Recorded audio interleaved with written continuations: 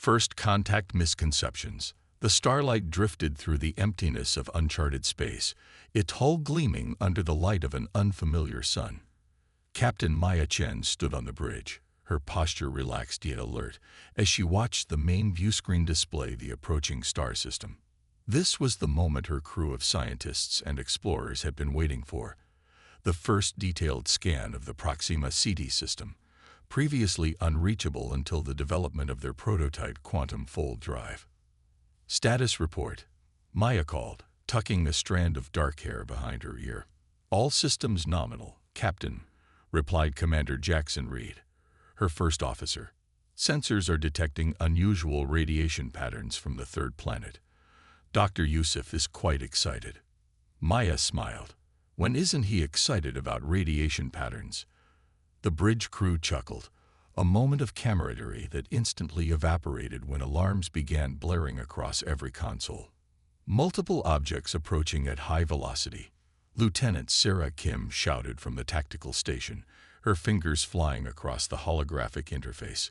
Configuration unknown, but they're on an intercept course. Maya straightened. Shields up. Open hailing frequencies. Compliance. General distress. Curiosity. The ship's AI interpreter, ARIA, attempted to translate the alien communication patterns flooding their receivers. The view screen flickered, revealing what appeared to be a command center. In the center stood a tall, slender being with silvery skin that reflected light like polished metal. 4 arms emerged from its torso, and its face featured 3 large, compound eyes arranged in a triangle. When it spoke, the sounds resembled musical tones rather than words. Greeting. Confusion. Warning. ARIA translated. You have entered protected space. Identify purpose. Where is your invasion fleet? Maya blinked in surprise. This is Captain Maya Chen of the Earth Science vessel Starlight. We are on a peaceful mission of exploration. We have no fleet. There was a pause as their words were presumably translated for the alien commander. Disbelief. Suspicion, came the response. Our intelligence indicates humans always invade in large numbers. Your deception is transparent. Maya exchanged confused glances with her crew. There must be some misunderstanding. We're scientists, not invaders. We didn't know this system was claimed. The alien commander's skin rippled with shifting patterns of light. You will remain in position. Any attempt to activate weapon systems will result in immediate destruction. You will prepare to receive boarding party for verification of claims. The transmission ended abruptly. Well, Maya said after a moment, that could have gone better. Commander Reed moved closer to her chair. Captain, what exactly did they mean by our intelligence indicates? We've never encountered this species before. Dr. Elena Yusuf, the ship's xenoanthropologist, joined them on the bridge, her eyes wide with excitement despite the tension. They've been watching us somehow, but how would they know anything about human behavior in first contact situations? We've never had one. Maya tapped her fingers on the armrest of her chair. That's what we need to find out. The alien vessel that approached dwarfed the Starlight. Nearly a kilometer in length, its surface was covered in what appeared to be sensory arrays and defensive emplacements. As it drew alongside them, Maya could see numerous smaller craft deployed in formation around their ship. They were expecting an armada. Reed whispered, "Look at their positioning." Maya nodded. And instead, they got one research vessel with minimal defensive capabilities. When the boarding party arrived, Maya greeted them personally in the docking bay, accompanied by Dr. Yusuf and Commander Reed. The aliens, who identified themselves as the Vexari, moved with fluid grace despite their rigid exoskeletons. Their leader, who introduced himself as Overseer Thalix, regarded them with what Maya interpreted as cautious curiosity. Your vessel lacks expected armament, Thalix observed through their translator. Explain purpose. As I said before, we're explorers, Maya replied calmly. The Starlight is equipped primarily with scientific instruments. Our mission is to study stellar phenomena, planetary systems, and search for new forms of life. Like yours. Implausible, Phalanx responded. Our surveillance of human broadcasts indicates preparation for galactic conquest. Your entertainment transmissions portray constant warfare and domination of alien species. Understanding dawned on Maya. You've been monitoring our entertainment broadcasts. Our fiction. Fiction. Phalanx's skin flickered with rapid pulses of light. Clarify. Dr. Yusuf stepped forward. Overseer, it seems there's been a significant cultural misunderstanding. The broadcasts you've intercepted are stories, imaginary scenarios created for entertainment. They don't represent our actual intentions or behaviors. The aliens conferred among themselves, their skin patterns flashing in complex sequences. You claim your species creates false narratives about conflict for enjoyment. Phalanx finally asked, the translator conveying a tone of disbelief. Yes, Maya confirmed. Humans have always told stories. Some involve conflict because drama creates emotional engagement, but they're not plans or predictions. Phalanx's posture changed subtly. This requires verification. Your crew will remain here. You, Captain, will accompany us to the Vexeri Command Council to explain these claims. Maya agreed, seeing no alternative that wouldn't escalate tensions. Before departing, she instructed Reed to maintain position and avoid any actions that could be misinterpreted as hostile. The Vexeri flagship's interior was a marvel of biotechnology and crystalline structures. Maya was escorted through corridors where the walls themselves seemed alive, pulsing with energy and information. Eventually, they arrived at a vast chamber where 7 Vexeri sat in a semicircle, their exoskeletons adorned with different patterns denoting rank or function. The human captain claims their transmissions of conquest are fiction, Phalanx announced, created for entertainment rather than strategic planning. One of the council members, distinguished by spiral patterns that swirled across its carapace, responded with a series of rapid tones. Implausible. Species do not imagine violence without intention to commit it. Maya realized the fundamental misconception. Counselors in human culture, we explore possibilities through imagination. Our stories help us understand different perspectives and potential consequences of actions, often so we can avoid negative outcomes. She paused, considering her approach. May I ask what led you to monitor Earth transmissions in the first place? The council members exchanged light patterns before the central figure spoke. 164 cycles ago, our long-range sensors detected your primitive radio transmissions. Analysis suggested an emerging spacefaring civilization. Standard protocol dictated observation. And what did you observe before our entertainment broadcasts? Maya asked. World wars. Nuclear weapons development. Rapid technological advancement paired with violent tendencies, came the ominous reply. Maya nodded thoughtfully. I understand your concerns. Humanity has struggled with conflict in our past, but we've also learned from those struggles. Our expansion into space has been driven primarily by curiosity and the desire for knowledge, not conquest. The council seemed unconvinced. Another member spoke. Your vessels are equipped with defensive and offensive capabilities. Because space is dangerous, Maya countered. Cosmic radiation, micrometeorites, solar flares. We protect ourselves from natural threats, not because we seek conflict. The debate continued for hours, with Maya explaining human history, culture, and motivations to increasingly curious counselors. She showed them the Starlight's mission parameters, scientific objectives, and crew composition, predominantly researchers from diverse fields. If conquest were our aim, she argued, why send a single vessel? Why staff it with scientists instead of soldiers? Why equip it with sensors rather than weapons? Gradually, the council's skepticism seemed to waver. The central figure, who had introduced itself as High Overseer Xalith, finally spoke directly to Maya. Your arguments have merit, Captain Chen. However, words alone cannot prove intent. We propose a more thorough examination of your vessel and crew. If your claims are verified, we may reconsider our assessment of humanity's threat level." Maya agreed, relieved at the progress, but aware that the diplomatic minefield still stretched before them. As she was escorted back to the shuttle that would return her to the Starlight, she noticed changes in how the Vexari guards regarded her, their postures less rigid, their movements less threatening. On the return journey, Phalanx broke the silence. "Your species creates stories about conflict with other beings you had never met. Why?" Maya considered the question carefully. "I think it's because we've always wondered if we're alone in the universe. Stories help us imagine what might happen when we finally discovered we weren't. And in these stories, humans often prevail against superior forces."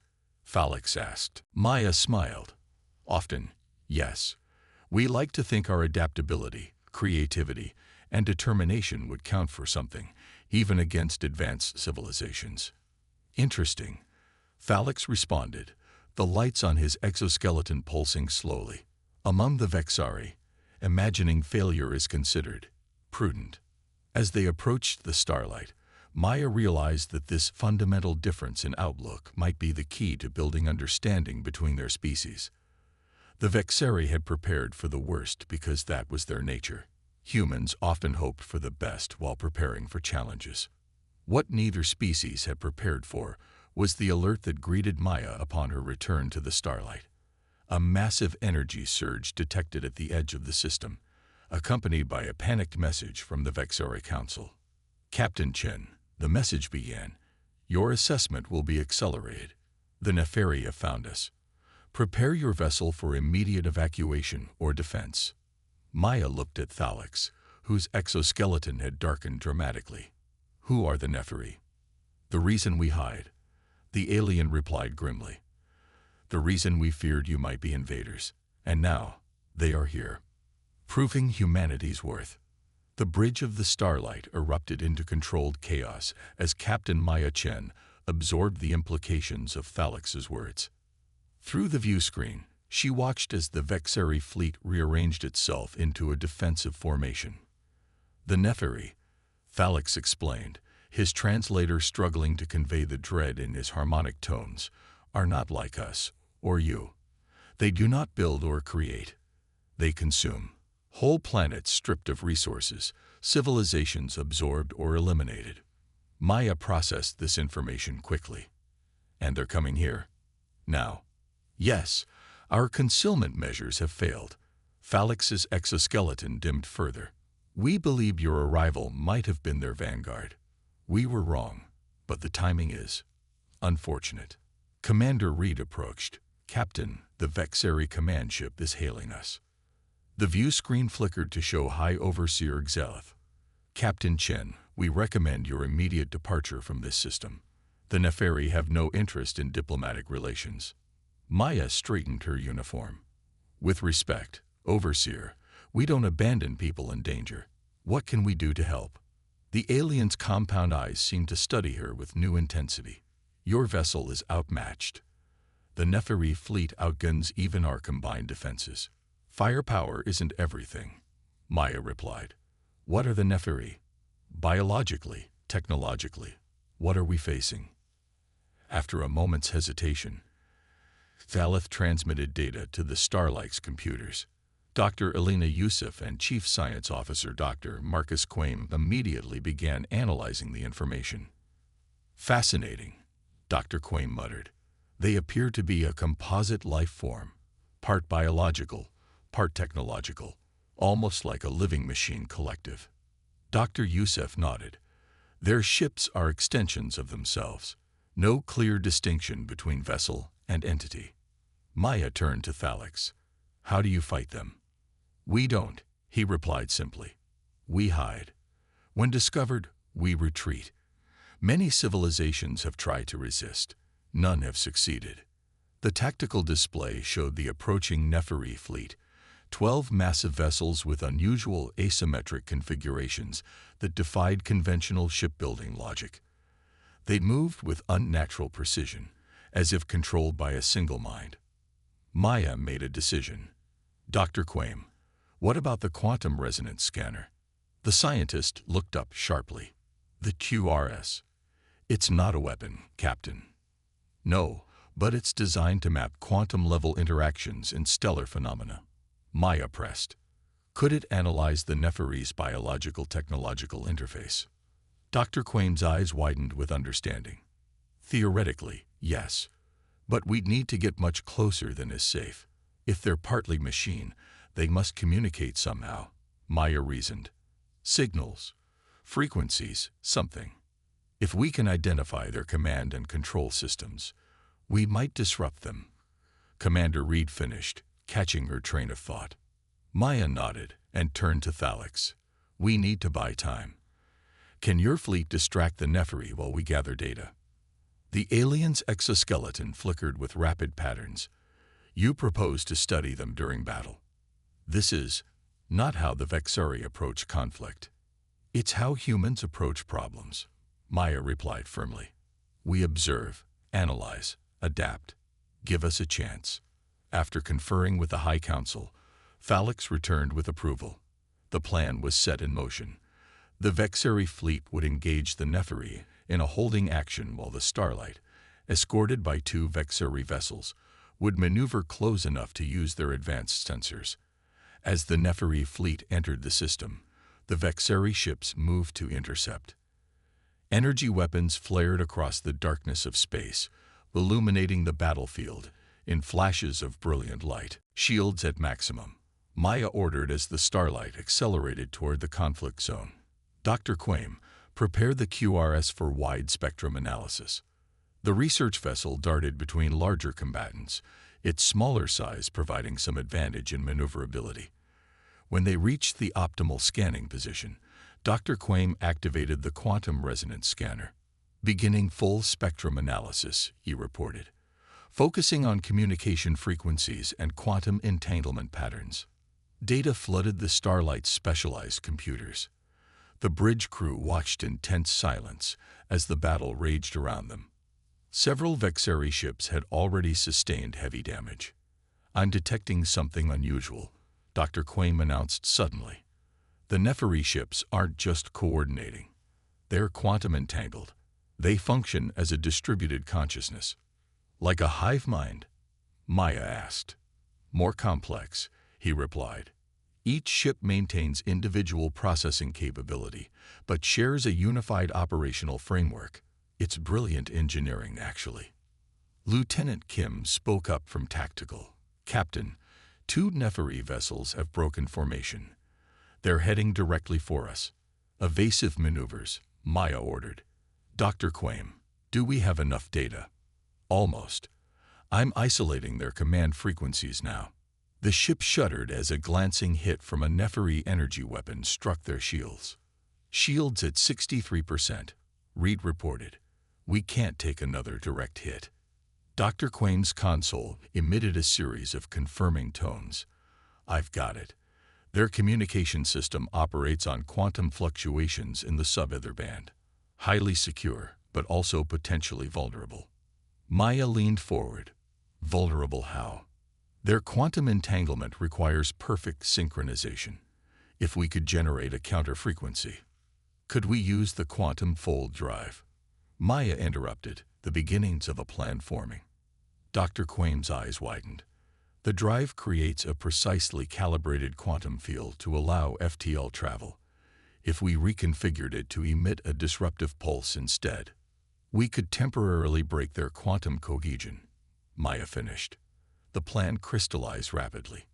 The Starlight's experimental quantum fold drive, the very technology that had brought them to this system, could be modified to generate a pulse that would disrupt the Nephiri's quantum communication network. Without their perfect coordination, their advantage would be significantly reduced. Maya presented the plan to the Vexari High Council, who received it with what she interpreted as skeptical hope. Such an approach has never been attempted, Xalith observed. The risks are substantial. The greatest risk is doing nothing, Maya countered. My engineers believe they can reconfigure our drive to create a targeted disruption. We'll need your fleet to protect us until we're ready, and then to press the advantage when the Nephiri are disoriented. After brief deliberation, The Council agreed. For the next hour, the Starlight's engineering team worked feverishly to repurpose their quantum fold drive, while the Vexari fleet fought a defensive battle against the advancing Nepheri. Modifications complete, Captain, reported Chief Engineer Dr. Sofia Rodriguez. But I should warn you, this will completely drain our drive. We'll be stranded in this system. Maya nodded grimly. One problem at a time, Doctor. Prepare to activate on my mark. The Starlight positioned itself at the calculated optimal point for the pulse's effectiveness. The Vexari fleet, despite mounting casualties, maintained a protective formation around the human vessel. All Vexari ships have acknowledged the countdown. Commander Reed confirmed. They'll move to engage immediately after the pulse. Maya took a deep breath. Activate quantum disruption pulse in 3, 2, 1. Mark. The ship vibrated as the reconfigured drive channeled massive energy into a precisely tuned quantum pulse that expanded outward at superluminal speeds. For a moment, nothing seemed to happen. Then, the Nepheri vessels suddenly broke their perfect formation. Some drifted aimlessly. Others moved in contradictory patterns, colliding with each other. It worked, Dr. Quaim exclaimed. Their quantum cohesion is destabilized. Vexari fleet is engaging, Lieutenant Kim reported as the alien ships pressed their advantage, concentrating fire on the disoriented Nepheri vessels. The battle turned rapidly. Without their perfect coordination, the Nepheri's technological superiority was significantly diminished. 3 of their ships were disabled in quick succession, and the others began a disorganized retreat. Hours later, Maya stood in the Vexari Council chamber, this time greeted not with suspicion, but with what she recognized as respect. High Overseer Xaleth's exoskeleton glowed with bright, harmonic patterns. The Nepheri have withdrawn from our system, Xaleth announced. For the first time in our recorded history, they have been repelled rather than merely evaded. The disruption is temporary, Maya cautioned. They'll likely adapt their systems against similar attacks in the future. Agreed, Xaleth responded. But you have given us something we had lost. Hope and time. Time to develop our own countermeasures based on your approach. Phalix, now identified as the Council's head of security, stepped forward. We misjudged humanity based on your stories. We interpreted your imagination as aggression, your creativity as threat. We now understand these may be your greatest strengths. Maya smiled. Understanding often begins with misunderstanding. We came here seeking knowledge and new life forms. We found both, along with something unexpected, allies. The Council proposed an unprecedented offer, a formal alliance between their civilizations. The Starlight would remain in the Vexari system, while a new quantum fold drive was constructed with their assistance. In exchange, humans would share their scientific knowledge and unique problem-solving approaches. Your species imagines possibilities we would never consider, Xaleth explained. Against an enemy like the Nepheri, such thinking may prove our salvation. As Maya returned to the Starlight to inform her crew of these developments, she reflected on the irony of the situation. The Vexari had feared human invasion based on fictional stories of conflict, never imagining that those same creative thought patterns would provide the key to defeating a genuine threat. They had expected an invading armada, but found a single ship of explorers instead. In the end, that was all it took to change everything. Captain's log, Maya recorded later that evening. First contact with the Vexari began with a misunderstanding, but has resulted in the foundation of what I believe will be a lasting alliance. Sometimes, it seems, the universe has a sense of humor, and perhaps a sense of balance as well. She paused, looking out at the stars and the distant lights of the Vexari fleet. They expected warriors and found scientists. They feared our imagination and then were saved by it. As we begin this new chapter in human-alien relations, I'm reminded of why we venture into the unknown, not to conquer, but to connect. Not to impose our will, but to expand our understanding. One ship, one chance encounter, can indeed change everything.